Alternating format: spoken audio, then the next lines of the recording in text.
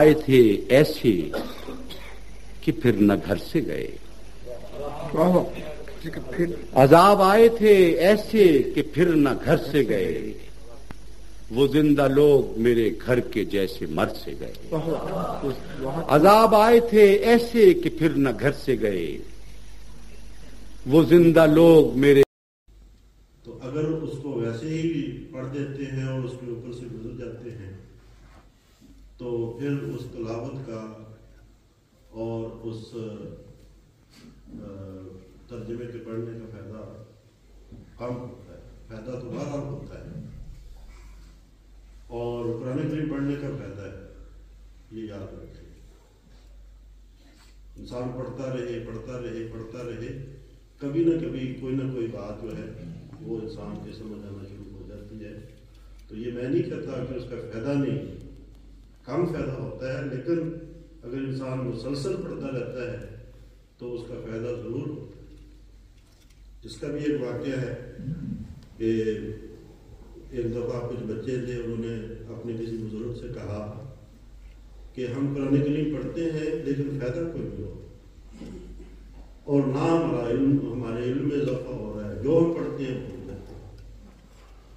तो उसने अपने बच्चों को ये बात समझाने के लिए उसने एक नौकरी उनको दी, एक बाल्टी ऐसी दी जिसमें बहुत सारे सुराख थे और वो अंदर से काली हो चुकी थी, गंदी हो चुकी थी। तो उसने अपने बच्चों से कहा कि फलां जो नहर है वहां से आपने इस बाल्टी में पानी लेके आना है। तो वो पानी लेने के लिए चले गए, बाल्टी में पानी डाला, जाहिर है उसमें सुराख थे, वो सारा पानी घर आते खाली होगी बाल्टी और पानी बह गया। तो उन्होंने कहा पानी तो बह गया है।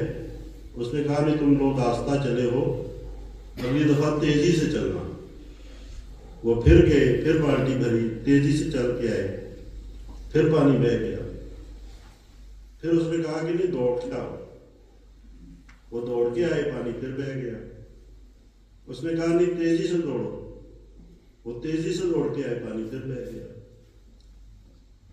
तो उसने बाद में उन्हें कहा कि आप इस बाल्टी को देखो। तो वो बाल्टी जो अंदर से काली हो चुकी थी, गंदी हो चुकी थी, वो बाल्टी साफ हो चुकी थी। तो उसने अपने बच्चों को समझाया कि देखो, तुम ये समझते हो कि हम कुरान करीम पढ़ते हैं और भूल जाता है और सारा दिमाग से निकल जाता है और उसका हमें कोई फायदा नहीं होता।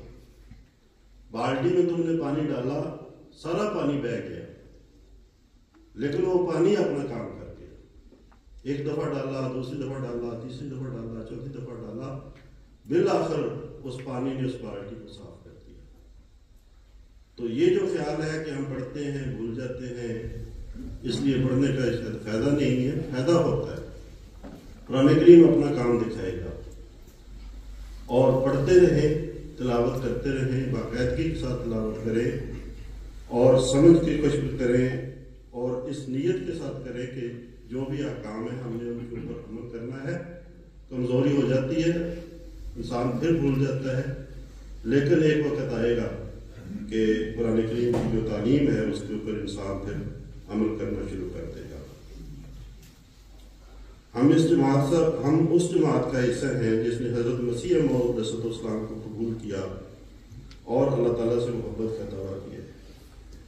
फिर ये कैसे मुमकिन है कि हम अपने महबूब के पैगाम को नजरअंदाज करते हैं? हम देखते हैं कि जब हमें किसी अहम या महबूब शख्सियत का पैगाम मिलता है तो हम ये देखने के लिए बेताब होते हैं कि उसने हमें क्या पैगाम भेजा है। अगर कोई पढ़ नहीं सकता या जुबान से नावाकिफ है तो वो ऐसे अफराद की तलाश करता है जो उस पैगाम को पढ़कर सुना दें या उसका तर्जुमा कर दें। अगर हमारा अल्लाह ताला से मोहब्बत का दावा सच्चा है तो ये कैसे मुमकिन है कि हम उसके इस पैगाम यानी कुरान मजीद के बारे में गफलत से काम करें। अल्लाह ताला ने तो कुरान करीम को शिफा और रहमत करार दिया है। ये नहायत ज़रूरी है कि हम कुरान करीम की तिलावत के लिए वक्त मुकर्रर करें और फिर उस वक्त को गफलत और सुस्ती से महफूज रखें। सबसे बेहतर यह है कि कुरान करीम की तिलावत फजर से पहले یا اس کے مال بات کی جائے۔ حضرت مسیح موعود رسول اللہ فرماتے ہیں قرآن کریم کی مثال ایک باغ کی ہے کہ ایک مقام سے انسان کسی قسم کا پھول چنتا ہے، پھر آگے چل کر ایک اور قسم کا پھول چنتا ہے۔ بس چاہیے کہ ہر ایک مقام کے مناسب حال فائدہ اٹھائے۔ یہ کیسی پیاری بات ہے۔ انسان پڑھتا ہے اور گزرتا ہے، جیسے باغ میں سے انسان گزرتا ہے، کئی قسم کے پھول لگے ہوتے ہیں، لیکن سارے پھول انسان نہیں چنتا، کوئی ایک پھول لے لیتا ہے، پھر آگے جاتا ہے تو کوئی دوسرا پھول لے لیتا ہے، پھر آگے جاتا ہے کوئی تیسرا پھول لے لیتا ہے۔ تو مسیح موعود صلی اللہ علیہ وسلم نے فرمایا کہ یہ بھی ایسی جیسے آپ باغ کی سیر کر رہے ہیں۔ قرآن کریم پڑھتے ہیں تو ایک حکم آتا ہے، کئی احکام آتے ہیں، لیکن ایک حکم آپ کے دل میں چلا جاتا ہے اور آپ اپنے دل کے ساتھ یہ فیصلہ کرتے ہیں کہ میں اس کے اوپر ہوں۔ پھر آگے کوئی اور ایسی بات آئی جو آپ کے دل کو بھا گئی اور آپ نے فیصلہ کر لیا کہ نہیں، یہ بات بھی جو ہے یہ میں اپنانے کی کوشش کروں گا۔ تو یہ بات جو ہے حضرت مسیح موعود صلی اللہ علیہ وسلم نے بڑی عام الفاظ میں ہمارے سامنے رکھی ہے۔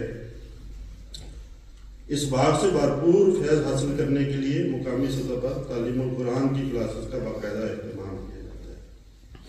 یہ کلاسز اس لیے منعقد کی جاتی ہیں تاکہ ہم سب بڑے چھوٹے مرد و خواتین قرآن کریم کی حقیقی برکات سے فائدہ اٹھانے۔ قرآن کریم کی محض تلاوت ہی کافی نہیں، بلکہ قرآن کریم کو سمجھنا اور پھر اس پر عمل کرنا بھی نہایت ضروری ہے۔ یہ ہماری کتنی بدقسمتی ہوگی کہ اگر جماعت میں یہ کلاسز جاری ہوں اور ہم یا ہمارے بچے ان سے فائدہ نہ اٹھا رہے۔ ان کلاسز کے ذریعے ہم نہ صرف قرآن کریم کی صحیح تلاوت کے قواعد سیکھتے ہیں، بلکہ اس کا ترجمہ اور بنیادی تفسیری نکات کا بھی ہمیں پتہ چلتا ہے۔ اسی طرح نہ صرف ہمارا علم بڑھتا ہے بلکہ ذہن میں پیدا ہونے والے سوالات کے جواب بھی مل جاتے ہیں۔ لہذا ہم میں سے ہر ایک کو سوچنا چاہیے کہ کیا ہم باقاعدگی سے ان کلاسز میں شامل ہو رہے ہیں اور ان سے فیض حاصل کرنے کی کوشش کر رہے ہیں۔